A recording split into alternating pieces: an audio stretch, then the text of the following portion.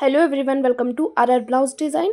आज की वीडियो में मैं आप लोगों को बताऊंगी कि नाप के ब्लाउज से किस तरह से हम ब्लाउज में फिटिंग डाल सकते हैं, जिससे कि जो हमारे ब्लाउज की फिटिंग है वो एकदम परफेक्ट आ सके।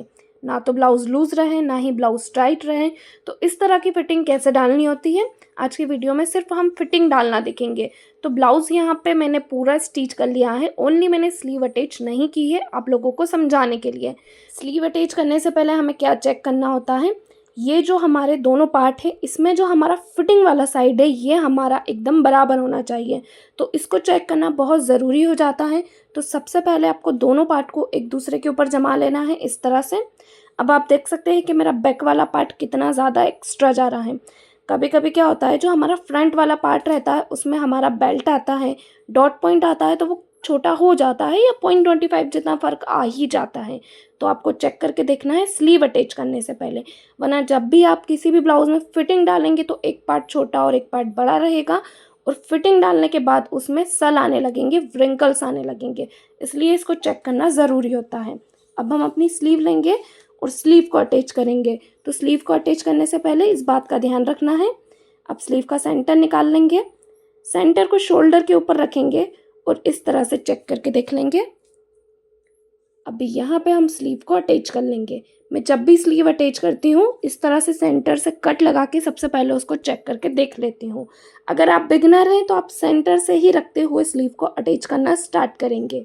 आज की वीडियो में मैं सिर्फ आपको ब्लाउज़ में फिटिंग डालना समझा रही हूँ, कटिंग और स्टिचिंग मैंने एक्सप्लेन नहीं की है। लेकिन अगर आप ब्लाउज़ की फुल कटिंग और स्टिचिंग देखना चाहते हैं तो मेरे चैनल पे पहले से वीडियो अपलोड है, वहाँ से जाके आप फुल कटिंग और स्टिचिंग देख सकते हैं। अब स्लीव को यहाँ पे मैंने लगा के अटैच कर लिया। उसके बाद आपको क्या करना है, जो हमारे दोनों फिटिंग वाले साइड है उनको मिलाते हुए यहाँ पे हमें लगानी होती है गुम सिलाई। ये गुम सिलाई हम क्यों लगाते हैं, ताकि जो हमारा ब्लाउज है वो फिनिशिंग के साथ बन के रेडी हो सके। तो इस सिलाई को लगा लेंगे। सिलाई को लगाने के लिए बस आपको फ्रंट पार्ट बैक पार्ट दोनों पार्ट को जमाते हुए उसके सीधे वाले साइड पे जो राइट साइड होता है उस पे आपको सिलाई लगानी होती है। सिलाई लगाने के बाद आपको इसको पलट देना है और पलटने के बाद वापस से सिलाई लगानी है। और ध्यान रहे कि जो आप सिलाई लगाएंगे वो आपकी कॉर्नर से लगनी चाहिए बिल्कुल, तभी जो ब्लाउज में फिनिशिंग है वो आएगी। देखिए इस तरह से मैं बिल्कुल कॉर्नर से सिलाई लगाते हुए जा रही हूँ ना, बिल्कुल इसी तरह से आपको कॉर्नर पे सिलाई लगाना है।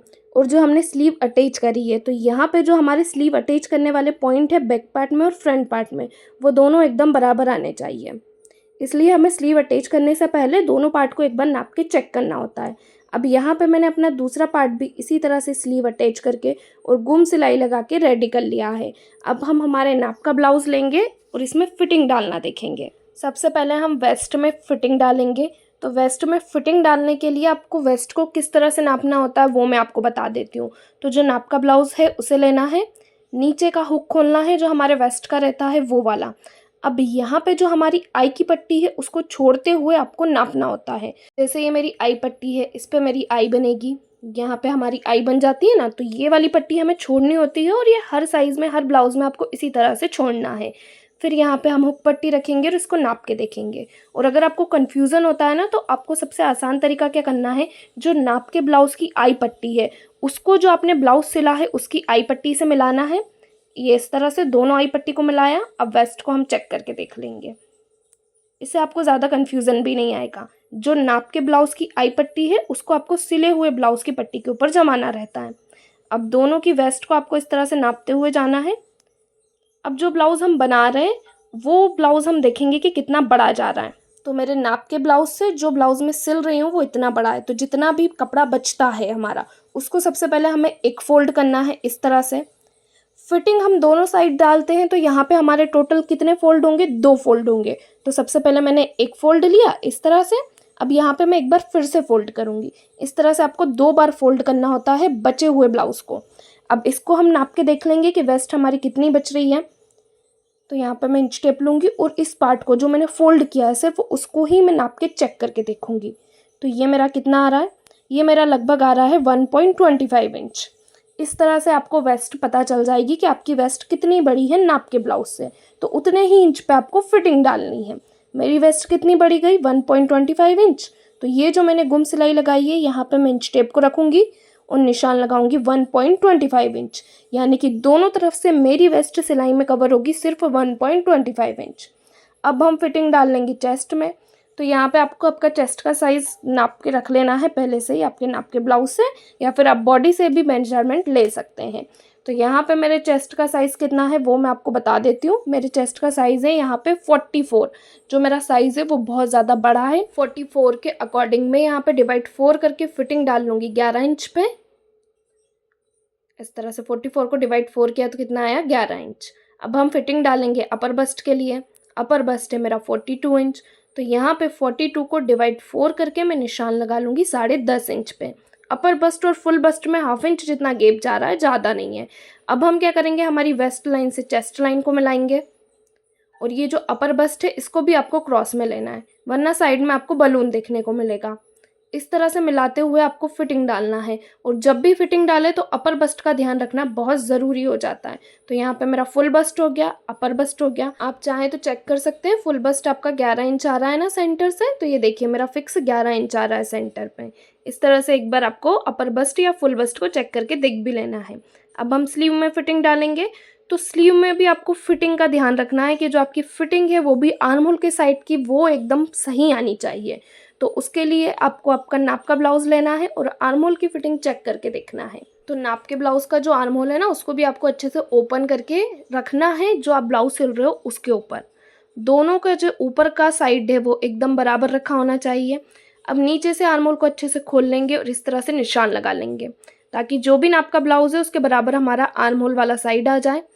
अब जो हमारे फ्रंट की गोलाई है मैं उसके लिए निशान लगाऊंगी। तो जो मेरा नाप का ब्लाउज़ है उसकी स्लीव तो बहुत ज़्यादा लंबी है, तो यहाँ पे मैंने बॉडी से मेजरमेंट लिया हुआ है मेरी छोटी स्लीव का, क्योंकि जो ब्लाउज़ मैंने सिला है उसकी स्लीव छोटी है। तो स्लीव गोलाई का निशान मैं लगाऊंगी 7.5 इंच पे। इसे अपनी फिटिंग वाली लाइनों से मिलाऊंगी और ब्लाउज़ में स्टिच लगा लूँगी। क्लियर हुआ किस तरह से full bust, upper bust, waist, sleeve, armhole का मेजरमेंट आप ले सकते हैं नाप के ब्लाउज़ से, और इसमें फिटिंग डाल सकते हैं एकदम परफेक्ट तरीके से। वेस्ट का मेजरमेंट मैंने आपको क्लियर लेना बताया है। आर्म होल के लिए भी आपको नाप का ब्लाउज लेना है, ताकि आर्म होल की तरफ से ब्लाउज टाइट या लूज ना रहे। कि अगर हमारे आर्म होल की फिटिंग ठीक नहीं आती है ना, तो हमारे ब्लाउज में व्रिंकल्स आते हैं और कंधे भी उतरने लगते हैं। अब देखिए इसी तरह से हमें अपने ब्लाउज के दूसरे साइड पर भी फिटिंग डालनी होती है। तो दूसरे साइड को भी आपको अच्छे से ओपन करके यहाँ पे रख लेना है। सबसे पहले वेस्ट में ही हम निशान लगाएंगे। तो वेस्ट मैंने नापी है ना 1.25 इंच की, तो वेस्ट का निशान लगा लूँगी मैं 1.25 इंच पे। अब हम निशान लगाएंगे फुल बस्ट के लिए। तो फुल बस्ट है मेरा 11 इंच का, यहाँ से मैं निशान लगाऊंगी 11 इंच पे, और अपर बस्ट है मेरा 10.5 इंच का, तो मैं निशान लगाऊंगी 10.5 इंच पे। चेस्ट लाइन से वेस्ट लाइन को मिलाएंगे और अपर बस्ट वाली लाइन को इस तरह हमें क्रॉस में मिलाना होता है। अब हम फिटिंग डालेंगे स्लीव के लिए। स्लीव को भी अच्छे से हम खोल के ओपन करके जमा लेंगे।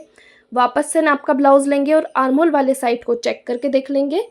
आर्म होल का निशान लगाऊंगी मैं इस तरह से, बिल्कुल एकदम बराबर से रखते हुए, ताकि हमारे आर्म होल की फिटिंग सही आए। अब स्लीव राउंड के लिए हम निशान लगाएंगे। तो स्लीव राउंड है मेरा 7.5 इंच, तो यहाँ से मैं निशान लगा लूँगी 7.5 इंच। इसे अपनी फिटिंग वाली लाइनों से मिलाऊंगी और ब्लाउज को यहाँ पे हम रख के इसमें स्टिच लगा लेंगे। तो दोनों साइड पे आपको इसी तरह से फिटिंग डालनी होती है, नाप के ब्लाउज से नाप लेके। इससे ब्लाउज ठीक रहता है, परफेक्ट फिट आता है, कहीं से भी जो लूज टाइट होने की प्रॉब्लम रहती है वो नहीं आती है। फुल बस्ट, अपर बस्ट को किस तरह से नाप के आपको फिटिंग डालनी है ताकि ब्लाउज में व्रिंकल्स ना आए, ये भी आपको अब क्लियर हो गया होगा। तो यहाँ पे देखिए मेरा फिटिंग डाल के ब्लाउज पूरा कंप्लीट हो चुका है। अब इसको मैं ओपन करके दिखाऊंगी। तो यहाँ पे देखिए इस तरह से बिल्कुल सीधी आनी चाहिए हमारी फिटिंग वाली लाइन दोनों साइड पे। तो इससे एक और चीज़ क्लियर हो जाती है, समझ में आता है कि व्रिंकल्स नहीं आएंगे। अगर वीडियो में समझाने का तरीका पसंद आया हो तो वीडियो को लाइक, शेयर और चैनल को सब्सक्राइब करें।